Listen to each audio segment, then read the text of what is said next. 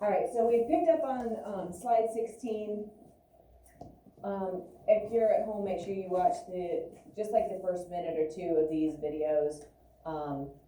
First minute would probably be fine, to show that barrier. Excuse this interruption. At this time, can we have the students that are attending the MOESC meeting please report to the event entrance? Thank you. All right, and so under most circumstances, there's going to be friction. Now, we do things like we talked yesterday, like, like how you dress if you're a runner or a swimmer, how you design the car to go fast if you're a NASCAR driver, possibly. There's things that we do to try to reduce friction, right? But under most circumstances, we can't eliminate friction. These are kind of the best examples. You might want to put a star by these. It might be important to you later, like, I don't know, on a test, perhaps, to keep these in mind. And so the thing that all of these have in common, the icy road, the objects in space, the dry ice, the air hockey table, is that there's really no frictional force. Now, again, I had said, like, very minimal. We're gonna say no friction. We know, like, we can't totally eliminate every tiny last bit of that force, but under these circumstances, it's as small as you're gonna get. Okay, so our final idea of the unit is the idea of forces not being balanced. Yes? If it is an emergency, okay, do the sign out real quick. Is if the forces are not balanced. So we said with balanced forces, it's gonna just continue doing whatever it's doing. So because of inertia, if it's at rest, it's gonna stay at rest. Like if two people are pulling tug of war, that rope is gonna stay motionless because they're pulling with equal force from both sides. The other thing that we talked about is if something is in motion, it's going to continue that motion if forces remain balanced, okay? And so the idea of inertia plays into both of these. Now, if forces are not balanced, what do you think is going to happen? Audrey, what do you think?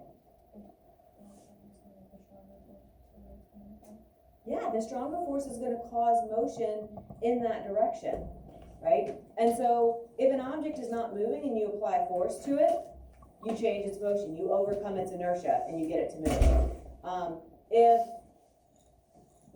If an object is moving and I go to stop it, I can also apply more friction and cause that to stop.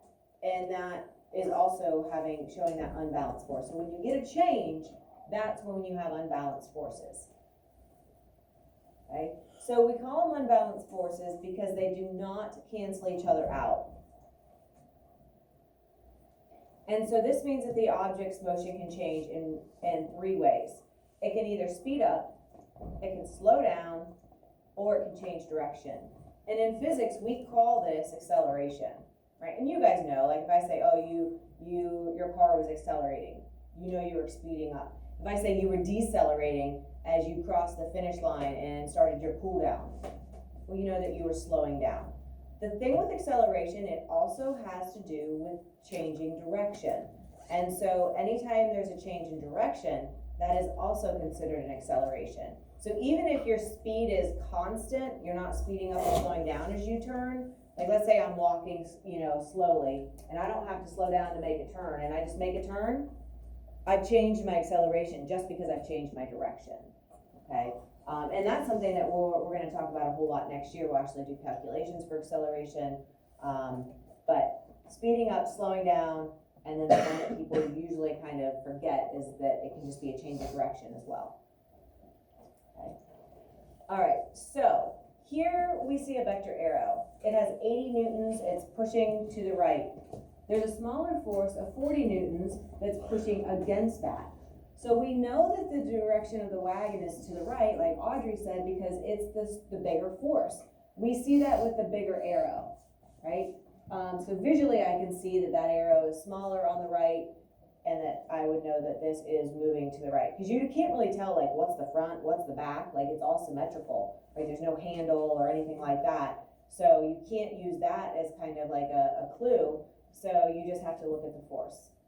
And because it's unbalanced, one is gonna be greater and it's gonna go in the direction of the greater force. And that's all this is really. Okay? And so forces are unbalanced. The forces acting on the object are not equal, meaning not balanced. And so we can see this happen in several ways. The first is that the applied force is greater than the friction or drag.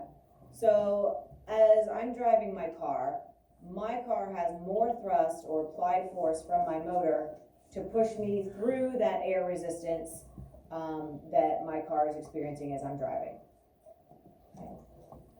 The friction or drag is greater than the applied force. So friction, the ball is rolling, I kick the ball, it is in motion, but it's eventually gonna come to a stop because the grass that I kicked it on, it has a lot of friction and it is slowing that ball down until it eventually causes it to stop. Right? And so these situations would result in an object being moved in the direction of the stronger force. What do you think about this short set of notes, huh? Nice, right? I kept looking, I'm like, am I missing something here? All right, so what we're gonna look at,